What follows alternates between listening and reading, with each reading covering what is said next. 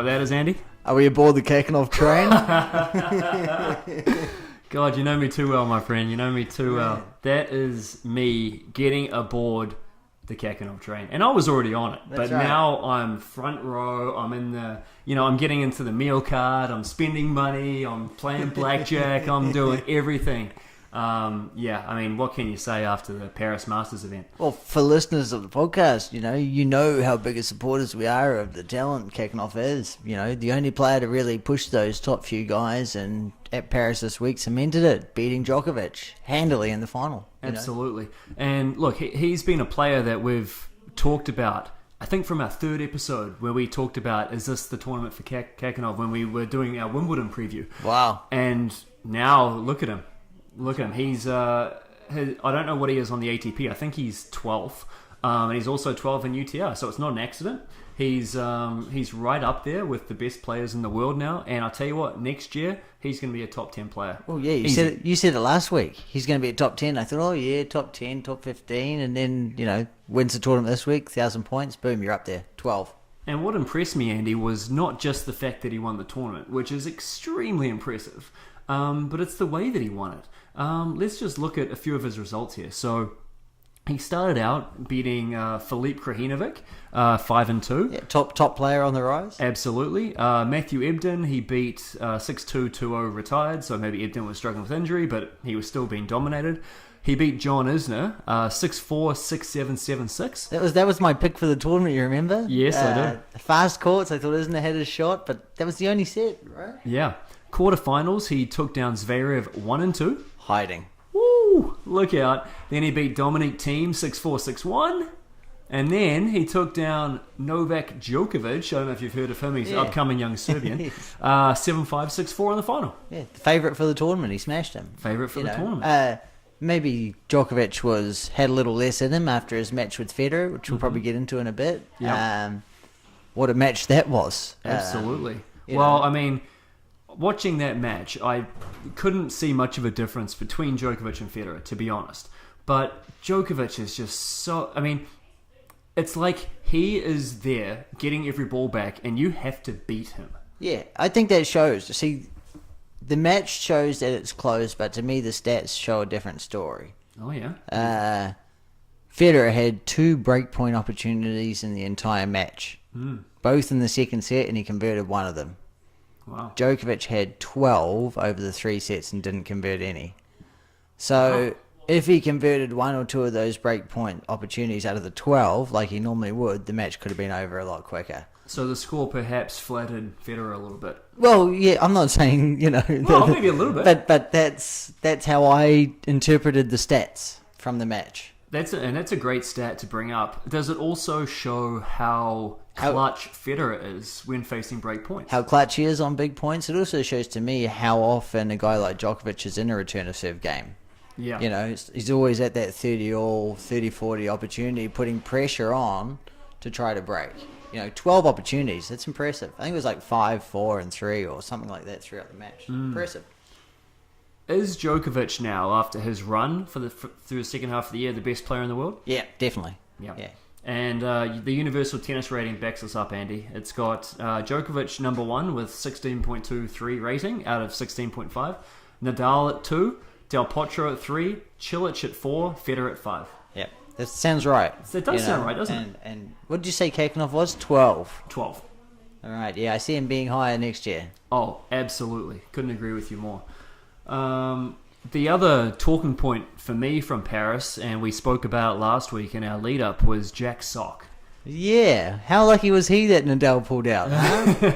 Well, lucky, but now Jack Sock becomes the 4th player to start the year in the top 10 and finish outside the top 100 without injuries. Without injuries and without retiring, maybe? Yeah. Wow. His record was 9-21 for the year. Jesus, man. Let me just mention the other players.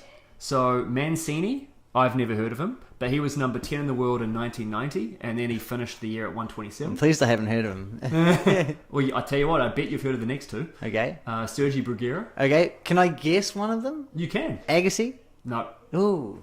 Okay. Bruguera, yeah. Sergi Bruguera, so that was 1998, and he finished the year at 132. Sure. And I'll give you the year of the next person. All right. He started 2004, ranked number 9 in the world, and finished it at 109. What do you got? 2004. How good are you? 2004. I'm trying to think of a hint without giving it away. Can you give me a country? Well, I think that'll give it away too, but I'll try you. Australia. Oh, it hasn't given it away. It's either Pat Rafter, or Hewitt, or Philippoussis.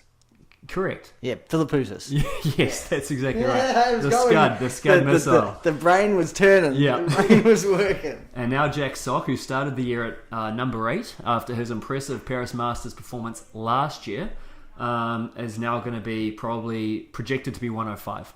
Okay. Yeah, it's not as bad as I was saying he was going to be. Well, I'll tell you what, if he didn't get to the quarterfinals, he would have been outside the top 150, I think. Yeah, 180 points he got from that. He's defending those. He's a lucky boy. He's a very lucky boy. But, I mean, in saying that, that's going to get him into maybe the Aussie Open? Maybe. And he's going to be requiring wildcards or qualifying for the rest of the year. So if he doesn't have if he doesn't get a bit of luck on his side and have a really good run, his singles career is probably done. Yeah, well, who knows? I think being American, you get a lot of help. Like, after the Australian Open, you've got, Indian Wells, Miami, a tournament in New York, Delray Beach, then you've got Houston. They've got all these wild cards. And then at the end of the year, you've got more wild cards. US Open, Cincinnati, Winston-Salem. There's all these opportunities for American players with wild cards. But there's also a lot of American players just outside the top 100 that will want those as well. Yeah, that are coming up. Yeah. And who do you give them to? That are more hungry for that opportunity than someone that's probably already been there and got that. Yeah. It's hard to wake up and chase that $1 million if you're waking up in silk robes, right? That's true. He still made $600,000 this year. Losing that much. Yeah. I mean, doubles he probably made that easily. Yeah, exactly. More than that. Yeah. Yeah. Oh, you would have definitely. Wow. Yeah. So that's the Paris Masters recap. Can we just say something about the doubles from Paris? Yeah, please. Granolas and Rajiv Ram, they went through and they won the doubles unseeded without losing a set. Okay. Pretty easy. But I am surprised that Granolas played doubles this week. He's been out there trying to build his singles ranking up this past year. Mm-hmm. He's got it up to just inside top 100. I think he's about 98 in the world. But this year he played 16 challenges and 10 ATP doubles. And he played all of the Grand Slams. He's ranked top 30 in doubles. Last year he played the year-end event in doubles. So he's obviously top doubles player in the world. Yeah. It's just a surprise that there's a lot of these guys that could be the top echelon doubles that always go back and try to play singles, right? What's the reason for that? I don't know. There's more money in it. Yep. Sometimes that's more of a drive that they have. They see themselves as more of a singles player. Well, we've spoken about what a grind the doubles tour is in general. How you have to be basically in the top 20 to be guaranteed entry to a lot of tournaments anyway. Yeah, but he's got that ranking and he's not taking advantage of it. He probably has aspirations to be back in the singles top. Yeah. He was there at one stage, top 50 player. But it's it's very interesting to follow, right? It is. Okay, so moving on to the next gen championships in Milan, which start, I believe, on Tuesday. It's a bit of fun. Yeah, but it's well, let me tell you, Andy, it's not just a bit of fun; it's a lot of fun. I am extremely excited about this event. I spoke earlier about the Laver Cup being my favorite event, and it still is. But boy, this could be a close second, and let me tell you why. Well, I'll tell you what, I'll get into that in a second, but let's go through the field really quick. Yes. So basically, you have to be under 20 or 21 and under years of age. Alexander Zverev is not playing because he qualifies for the London event. So for the second year in a row, he could have played this event. He's got 2.5 times as many points as the number 2 player, but he's skipping it. Fair enough. Tsitsipas is number 2 by quite a long way as well, actually. And then we've got Denis Shapovalov, who is actually withdrawn due to exhaustion. And then the rest of the field goes Alex de Minaur, Francis Tiafoe, Taylor Fritz, Andrei Rublev. I'm going to mess up this guy's name, but I believe it's Jaume Munar. Yep. The Spaniard. That's good. And Hubert Hurkacz. Okay. Is that Polish guy? Yes. Yes. So that's the field. I think it's a pretty exciting field. I like Tsitsipas, I like De Minaur, I like Tiafoe, and I really like Fritz. So Yeah, I like Rublev. there you go. Yeah. Yeah. Whoa, I think it's a good tournament, you know. It is. First to four, right? Yep. It's you got some of the rules there, Gareth? Yeah. So why should we bother to watch this event? It's not, you're not getting any points. You know, why should the punters check it out? Well, let me tell you. This tournament has short sets to 4 with no ads. There are no doubles lines on the court. It's just a singles lines. It reminds me like of the old school Masters Cup. The old school Masters Yeah. Cup, where it was So- just singles lines, and people freak out. Yeah. Like tennis purists freak out watching a court. They're like, "Why are there no doubles lines? I can't look at it." There's a club here in town that has one, and people they're afraid to play on it because of how it looks. Exactly. There are no lines judges, Andy. No. No lines judges. Is that a first? I believe it was the same last year. Wow. Short warm-ups. So when the players walk on the court, the shot clock starts, 4 minutes. That's when the match starts. That's fair. I'm a big fan of that. And let me tell you why. When players go out onto the court, and I don't know if casual observers are aware of this, they're not warming up. The players have already warmed up. They're out there just to get rid of the nerves for a few minutes. They haven't just hopped out of the car and walked to the tennis court to start playing their match. No, they haven't. They've already been on court. They've already warmed up probably 45 minutes. They've probably been sitting on a bike, warming up the legs, stretching, whatever they're doing to get ready for that match. They've already done it. They're not just stepping out on court like the average Sunday league. They've already got their lather on. Right? It's a great way to put it. Yeah, they're already ready to go by the time they step out. It's just that last few balls, and here we go. Exactly. Shot clock, 25 seconds, and it's going to be rigorously enforced. Great. I've been promised. Yeah, we'll see how that goes. Yeah, I mean, without the players like Djokovic in there, probably doesn't have to worry about it anyway. No, it won't be an issue anyway. I think it should be 20 seconds. Heard it here first. And here, look, Andy, you're going to like this one. 20 seconds, no ball, boys, no nothing. Here we go. Go. Exactly. Run. Bang. Towel rack. There are no ball boys taking towels off the people. Wow, If they want to go put their towel back, they've got to go put it on a rack and hang it up. I saw Verdasco semi-apologise this week for that. Semi-apologize? Yeah, he said, I'm sorry for talking fast. I had to get my point across in 25 seconds. It was humid. Like, okay, man. I brought this up to you probably a month or two ago, Andy, that I don't like the fact that grown men are wiping sweat off their faces and throwing them at ball kids. Yes. And this alleviates that. And I'm actually proud of the organisers for doing Towel that. racks, that's great. Towel racks. Player coaching, you're allowed to be coached. I couldn't get a definitive answer on this, but it seems like just in between sets, which is fine, and it will be broadcast, so you'll be able to listen to it. Yeah, I'm a fan of that. I watched one a few weeks ago, and it changed a match around, and just seeing how some coaches and players deal with each other on that level is great. Absolutely, I couldn't agree more. Free movement in the stands, so you don't have to shut up. Firstly, whoa, you can talk. You can we walk, can have a conversation. You can walk to your seat without having to stop and wait for a point to finish. That's exactly right. Oh, what a deal! Yep. There's no ushers standing there saying no, you can't go in yet. It's 15 love, and Prince Federer has to have a serve. He has to have a clear line of sight. Nah, screw that. You're allowed to move around. It's great. Fine. Great atmosphere. Seems like a party. It does, and it should be. The sport should be a party. It's a great product. And we're trying to stifle it with these antiquated rules, Andy. Especially with this young generation tournament, right? Exactly. It should be geared up for fun and young. 100%. Look, I hope, with the exception of the short sets to 4, I love everything else about this tournament. I think the sets should still be to 6, but apart from that, I'm a big fan. Playing the 5 sets in the later matches sort of makes up for that, but it's geared up for those big sets. Well, all of them are best of 5 sets. Yeah. I should say. The problem for me is that too many sets go to a tiebreaker because they go to 3-3 and it's a tiebreaker. Yeah. I don't want to see every set like 4-3, 3-4, 4-3. I'd rather just see 6-4, 6-4, whatever it is. But that's just me. I'm just one man. And the last thing is, and this is revolutionary, Andy. This is this year, is that they're going to be incorporating video review. Now, what does that mean? Good question. So basically, they can look back at not ups, like double bounces. Okay. They can look at double hits. They can look at line calls. They can look at reaching over the net. They can look at all that stuff in video review, and it will be instantaneous. That's pretty good. Yeah. I mean, that's how it should be anyway with Hawkeye, and Yep. they should have that technology should have all come in one. Yeah. But that's cool that it's finally coming through. Absolutely. So, will you be watching, Andy, with all these innovations? Well, with nothing else happening this week, I think I should be. Exactly. There's nothing else on, guys. You might as well get amongst it. It's the young players that you need to know coming through, bar the Khachanov and Denoris and whoever. This is the younger crew. Exactly right. No, so it should be an exciting event. I couldn't find a draw yet. I don't think it's been announced.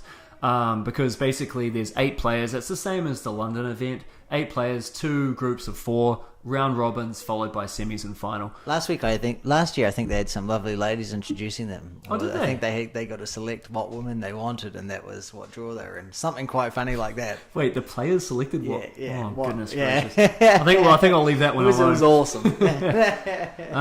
But do you have any... I mean, look, without seeing the draw, it's tough to pick exactly, but I'll tell you who I like in this event. Yeah. And that's Taylor Fritz.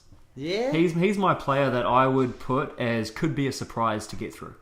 Yeah, no, I'm a big fan of Tsitsipas. Yeah. And, well, he's the safe pick, obviously. And indoors, Rublev might just be spanking that ball around. Who knows? But Yep. yeah, those would be my... I mean, I like Diafo. I've been quite high on him, and we'll see how he goes. I don't think he's of that top 10 range. No. Well, not few are. Yeah, well, there's only 10. Yeah. Right? Only 10 at any given time. But when you've been following some for a while, that's where you'd hope they'd go. But that's what's so impressive about Khachanov living up to these expectations. Absolutely. So we'll just pivot into the listener question, which comes from my boy Shuey, and that is, of the upcoming men's crop, who will spend the most time in the top 5 in the next 5 years?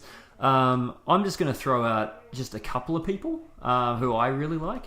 We've already spoken about Khachanov, but obviously, for me, he's at the top of my list. Yep. I think he's got a great game. He's not intimidated by anybody, and he doesn't have a weakness that I can He's see. the only one I've seen that's pushed Nadal, Federer, and Djokovic in the same year. Yes. Right? And some of them back-to-back matches. It's incredible what he's done. Yeah.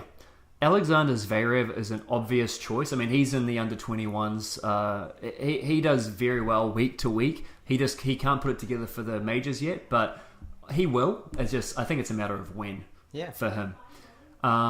Tsitsipas, I've got a controversial opinion about Tsitsipas. Go for it. I think he has overperformed this year. I don't think we're going to see the same high level out of him next year. I think he's going to have a bit of a sophomore slump.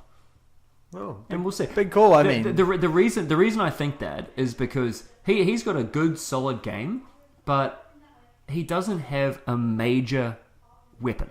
No. He's relatively short. He doesn't have a big serve. He's got a one-handed backhand. I think people are going to figure out how to play him. I think he's going to have a solid year next year. I don't think he's going to do better. But that happens in your second, third years in. People will start to have more clues on your game, and, the tells are there, and especially with the way these guys are charting matches nowadays, it's scary. Yes. They get a 3-hour match condensed down into 30 minutes, and you can get whatever stats you need. Of the upcoming crop, I mean, Shapovalov has already seen quite a lot of success. I think he's going to continue at the rate he's at. I think he's going to play better than 500. I think he's going to be top 40. That might be where he lives for a while. Yeah, it's pretty good.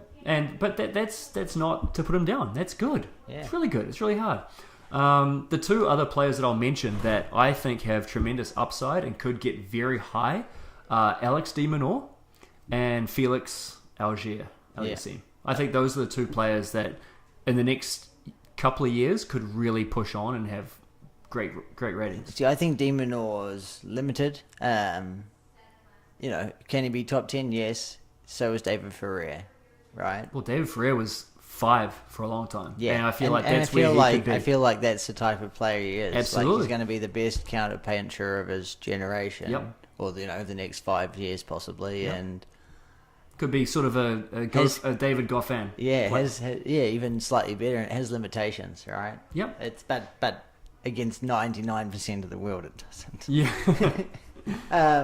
I've got a couple for you. Okay. I like one of the guys this week. He won a challenge. I think it's back to back. Miomir Khachanov, Serbian guy. Back to back challenges to the end of the year. I think young guy. Yep, young. I think he's 20, maybe 19, and he's on the rise. That's about him and Popperin, the Australian boy. I'm always interested in people who go from New Zealand and Australia and go and win a French Open. It doesn't happen. No. And if you're doing that at a young age, you must have something special. So it'd be interesting to see how he develops over time. Excellent. Yeah. Federer is not committing to the Davis Cup next year, Andy. No. I'm not surprised. No. You know. Well, when was the last time he played Davis Cup? 2015. So why would how is it news? He doesn't play Davis Cup anymore. That's his thing. Yeah, well, I don't think they see it as important now. And playing 5 sets during the middle of not playing Grand Slams is not as important for them. But Gerard Piqué, who's the guy who's bringing through these new tournaments, Majesty Cup, etc., he said the focus on the new look Davis Cup should be about the teams and not individuals. So he's not too concerned about Federer and someone like Djokovic not willing to participate in the competition yet. Yeah. He said they're still welcome to come on over if they want to play, but at the moment it's not our priority to get them here. No, and like we mentioned, it's if they weren't playing anyway, it's not a big loss for Davis Cup as a brand. Davis Cup, in my opinion, is for the purists and the loyalists, and they're trying to bring it to the populists, which is great because tennis needs another good team event. Yeah. We've seen how popular the Laver Cup is and how fantastic that event is. If the Davis Cup can get anything like the atmosphere in that event, it'll be fantastic. And promoting nations. Yeah. Right? Everyone loves getting behind their own country and seeing that thrive. Yep. So having it an event at one place, very much like the Soccer World Cup, is awesome. Absolutely. Couldn't agree more. Anything to add to that, Andy? Got any picks or anything? No real picks this week. It's hard with the draw not announced yet to have any picks. No draw, and I think we'll just wait to see what happens at this year-end event for the Masters. We'll probably talk about that next week. Yep. This week, we'll see. I think Tsitsipas might have it, but you calling it, he might not win a match, which I wouldn't be surprised. And especially with this event, like we said, it's a little bit different because the rules are different, and there's no money. Well, I guess there is money, but there's no points on offer. So it's a little bit different, but I guess we'll still see some good tennis, and it'll be fantastic for sure. Yeah, looking forward to it. Yeah. Okay, so we will be back next week to recap the next gen event and also look ahead to London, and the draw should be set for that. So that'll be really good.